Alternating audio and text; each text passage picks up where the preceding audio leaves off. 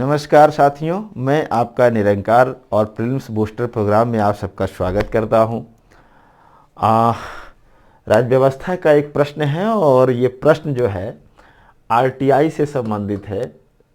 Right to information, सूचना के अधिकार, इससे संबंधित ये प्रश्न लिया गया है और इस प्रश्न के माध्यम से आपको पूरी अवधारणा समझाने का प्रयास करूंगा मैं आरटीआई से संबंधित। देखिए, निम्नलिखित कथनों पर विचार करें और कह रहा है उपयुक्त कथन में से कौन सा या से कथन सत्य है, यानी सही कथन की आपको पहचान करनी है।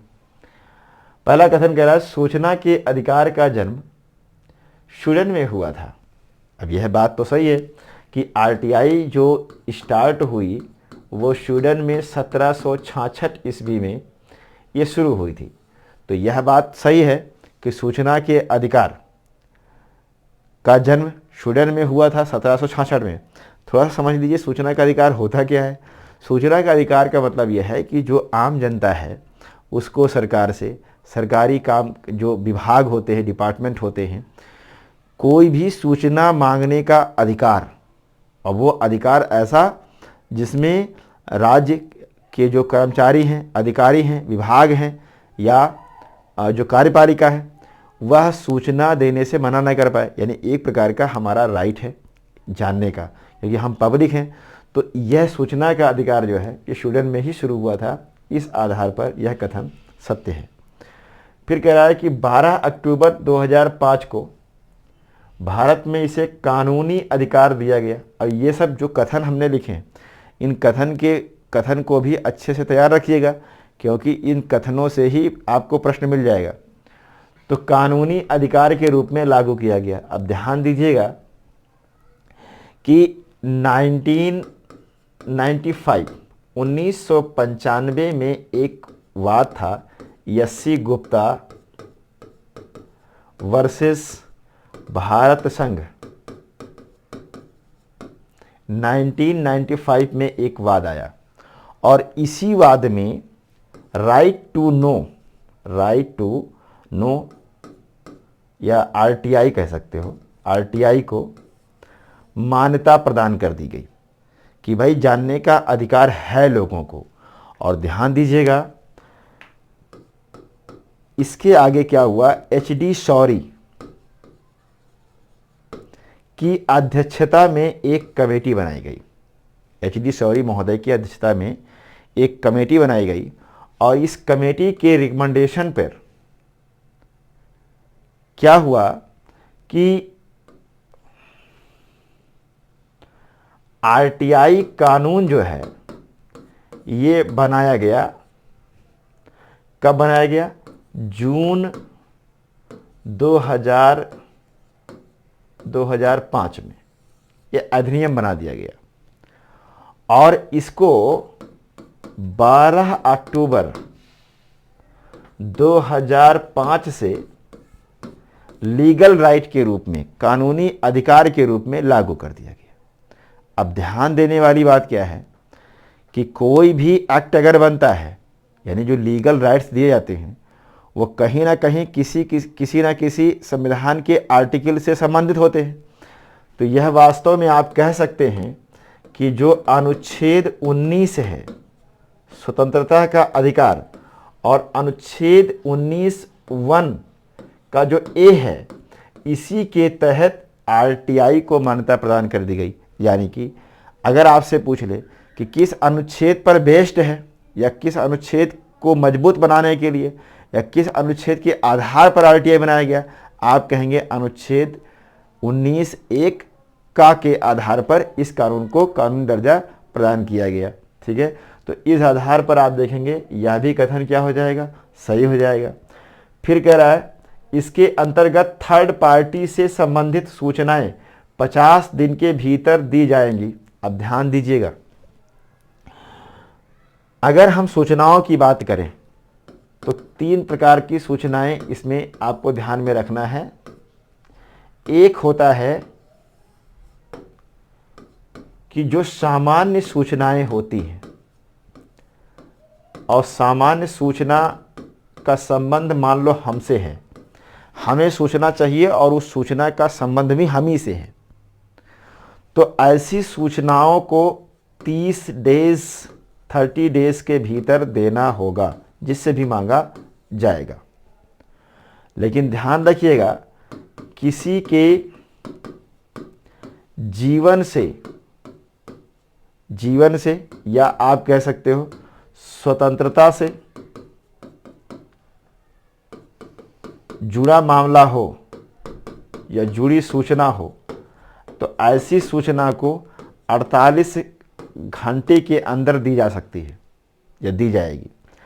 एक होता है थर्ड पार्टी सूचना, जैसे मान लो उस सूचना से संबंध इस एक्स पर्सन का है और सूचना मांग रहा है वाई पर्सन, यानी इसके लिए सूचना मांग रहा है वाई पर्सन। यानी हम गए, आपको कोई सूचना चाहिए, मान लो आपको आपके ब्लॉक से कोई सूचना चाहिए या डिस्ट्रिक्ट से, आप नहीं मांग पा रहे हो, हम आपके लिए हम सूचना मांगने गए या मान लो हम दूसरे डिस्ट्रिक्ट से रहने वाले हैं, दूसरे ब्लॉक के रहने वाले हैं और हमने आपके ब्लॉक से सूचना मांग ली, तो संबंध हमारा उससे नहीं है, ये थर्ड पार्टी संबंधित है, ये आपके लाभ के लिए या आपके लिए सूचना हम मांग रहे हैं, तो ये थर्ड पार्टी के लिए सूचना हो गई। तो थर्ड पार्टी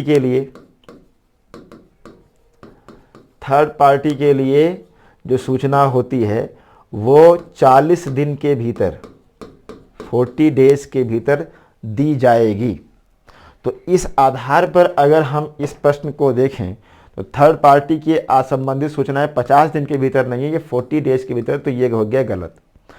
फिर कह रहा है मुख्य सूचना आयुक्त को संसद द्वारा कभी भी हटाया जा सकता है। अब देखो इसका स्ट्रक्चर कैसा होता है, तो स्ट्रक्चर को समझने जाइए तो हम कह सकते हैं कि जो सूचना आयोग है, बहुत ध्यान से समझिएगा, तो 2 स्तर पर इसको आप समझ सकते हैं। एक है केंद्रीय सूचना आयोग, केंद्रीय सूचना आयोग, और एक होता है राज्य सूचना आयोग।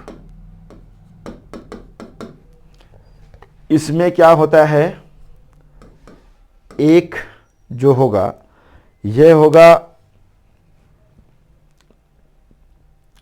मुख्य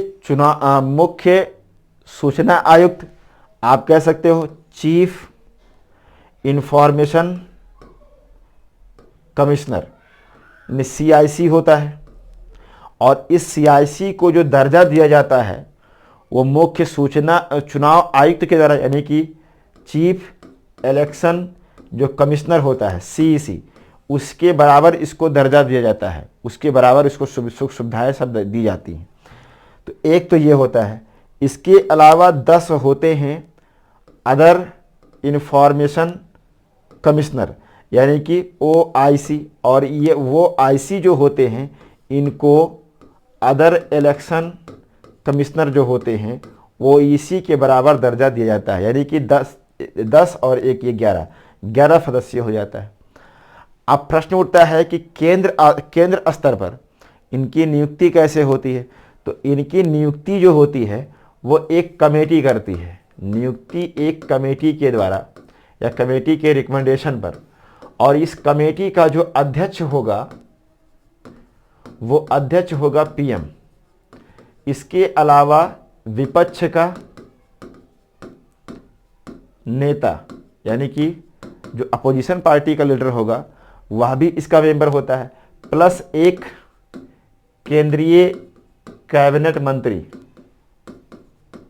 बहुत ध्यान समझते जाइएगा, कैबिनेट मंत्री यानी 3 सदस्य होता है जिसका अध्यक्ष PM होता है। इसी की सिफारिश पर राष्ट्रपति के द्वारा इसकी नियुक्ति करी जाती है। अब ध्यान दीजिएगा, अगर हम इसके कार्यकाल की बात करें तो कार्यकाल जो होता है वह पहले 5 वर्ष या 65 वर्ष की अवस्था तक था, लेकिन इसमें संशोधन किया गया है और संशोधन करके ये कहा दिया गया कि कार्यकाल, वेतन भत्ता, ये जितनी भी चीज़ें हैं वो सारी चीज़ें संसद तय करेगा, यानी संसद के ऊपर छोड़ दिया गया है। तो कहीं ना कहीं से इनके अधिकारों की कटौती भी कर दी गई है। तो अब फिक्स नहीं है, अब संसद जो तय करेगा वही इनका वेतन होगा, वही उनका भत्ता होगा और उनका वही कार्यकाल होगा। इसी प्रकार से राज्य सूचना आयोग में भी वही कंडीशन है। आप कह सकते हो कि इसमें एक चीफ इंफॉर्मेशन कमिश्नर होगा CIC, और जो उत्तर प्रदेश का राज्य सूचना आयुक्त जो होगा उसको दर्जा मिलेगा इसके बराबर। अदर इंफॉर्मेशन कमिश्नर जो केंद्र के होंगे उनके बराबर इसको दर्जा मिलेगा। और इसको जो है इसके अलावा ये 1 होगा, और प्लस जो 10 होते हैं इसमें भी अदर OIC ये जो होते हैं इनको दर्जा मिलता है प्रमुख सचिव के बराबर। ये ध्यान रखिएगा। तो इस प्रकार से स्टेट में भी क्या होता है, इनकी नियुक्ति एक कमेटी के आधार पर होता है, और उसमें भी वही मुख्यमंत्री होता है, विपक्ष का नेता, और क्या होता है आपका फिर तो एक कैबिनेट मंत्री होता है। ध्यान दीजिएगा, अगर इनको हटाने की बात करें तो आप ये कह सकते हैं कि सुप्रीम कोर्ट की सलाह पर केंद्र स्तर पर राष्ट्रपति इनको हटा सकता है, और स्टेट में भी हाई कोर्ट की सलाह नहीं होगी, सुप्रीम कोर्ट की सलाह पर ही राज्यपाल इनको हटा सकता है। तो यह भी बात आपको ध्यान में रखना होगा। ठीक है, तो ये पूरा ढांचा है, इसको ध्यान आप रखिएगा, पूरा पढ़िएगा। तो मुख्य सूचना आयुक्त को संसद द्वारा कभी भी हटाया जा सकता है, कभी भी नहीं हटाया जा सकता है, सुप्रीम कोर्ट की सलाह पर राष्ट्रपति के द्वारा केंद्र में, और राज्य में भी supreme court, not high court, राज्य में भी सुप्रीम कोर्ट की सलाह पर ही राज्यपाल राज्य के सूचना आयुक्तों को हटा सकता है। तो यह बात भी ध्यान रखिएगा, यह भी हो जाएगा गलत। यानी कुल मिलाकर के पूछ रहा है सत्य कथन, तो पहला और दूसरा इसमें सत्य होगा, बाकी 2 गलत होंगे। इस आधार पर उत्तर हो जाएगा A।